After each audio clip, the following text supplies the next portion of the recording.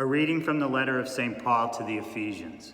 Brothers and sisters, draw your strength from the Lord and from his mighty power. Put on the armor of God so that you may be able to stand firm against the tactics of the devil. For our struggle is not with flesh and blood, but with principalities, with the powers, with the world rulers of this present darkness, with the evil spirits in the heavens. Therefore, put on the armor of God, that you may be able to resist on the evil day, and having done everything, to hold your ground. So stand fast with your loins girded in truth, clothed with righteousness as a breastplate, and your feet shod in readiness for the gospel of peace. In all circumstances, hold faith as a shield, to quench all the flaming arrows of the evil one. And take the helmets of salvation and the sword of Spirit, which is the word of God. With all prayer and supplication, pray at every opportunity in the Spirit. To that end, be watchful with all perseverance and supplication for all the holy ones and also for me, that speech may be given me to open my mouth, to make known with boldness the mystery of the gospel, for which I am an ambassador in chains, so that I may have the courage to speak as I must. The word of the Lord. Thanks be to God. Blessed be the Lord, my rock. Blessed be the Lord, my rock. Blessed be the Lord, my rock, who trains my hands for battle, my fingers for war. Blessed be the Lord, my rock.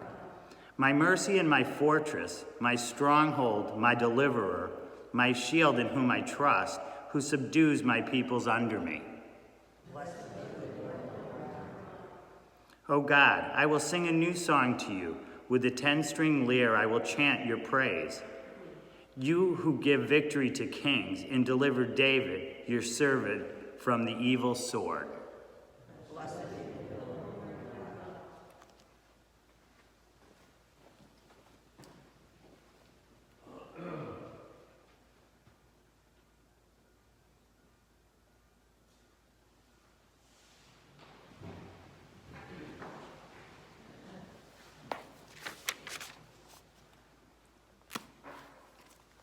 The Lord be with you. And with your spirit. A reading from the Holy Gospel according to Luke. Glory to you, O Lord.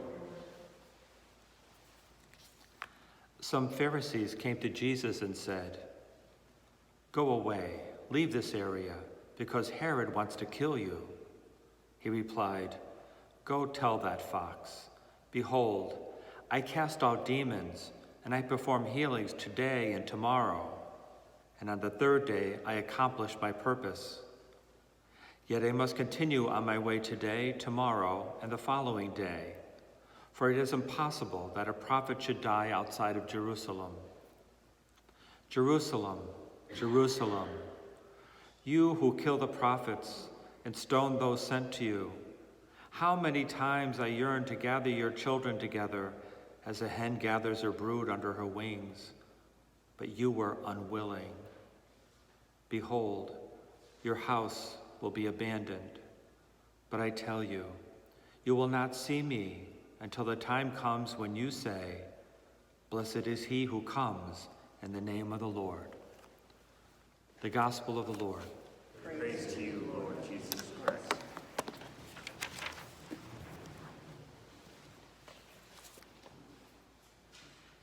How many of you are feeling overwhelmed these days? You don't have to raise your hands.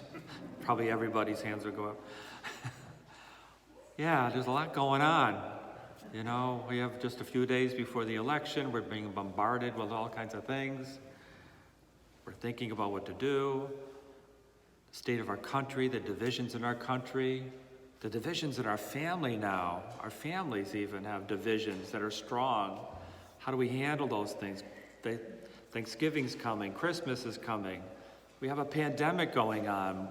The numbers are going up, even in West Hartford. It can be overwhelming.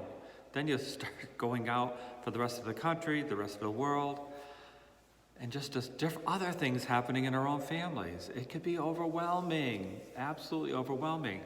I think those are the kind of things that Paul is writing to the Ephesians about. They're feeling that way and for other reasons as well. And he's saying to them, you know, a lot of these are coming just from people, what we do to ourselves, what we do to each other. But he says also, there's an evil thing involved in this too. There's something more spiritual going on as well. He only uses one line for that. All the others are about what we do to each other. But he also adds that. There's another thing going on too. Be aware of it, he's saying. So we need to be aware of all those things too. What do we do? What do we do with this overwhelming feeling and things? And Paul is saying, in all circumstances, even the ones you're in, hold faith as a shield to quench all the flaming arrows of the evil one. And take the helmet of salvation and the sword of the Spirit, which is the Word of God. Hold faith as a shield. We all have faith, so we wouldn't be sitting here or standing here right now. So we have the shield. But he says to hold faith as the shield. To hold it as the shield. We have it, but we need to pick up that shield of faith and put it in front of us and wrap ourselves with it in order to allow his promises to affect our lives, his promises of forgiving us. But I think maybe when we're overwhelmed, the biggest promise we need to hold on to is his last promise. Remember, I will be with you always, always, even to the end of the age. So in the midst of our angst, worry, stress, feeling overwhelmed, that's when we need the shield of faith to remember that promise more than any other. Wait a minute, I'm not in this alone. Not for a moment am I in this alone. He's right by my side. He's right in my heart. He lives within me. I am not alone. You're not alone. So in those moments where you're feeling overwhelmed, pick up the shield of faith. Feel Jesus' hand on your shoulder, and then put your hand on his. And feel his peace calm you down.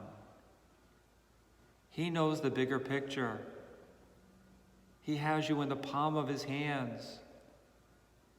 Yes, bad things still happen to us, but we're not alone anymore in those things.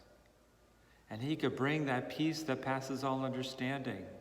He could help us live it one day at a time, 1 hour at a time.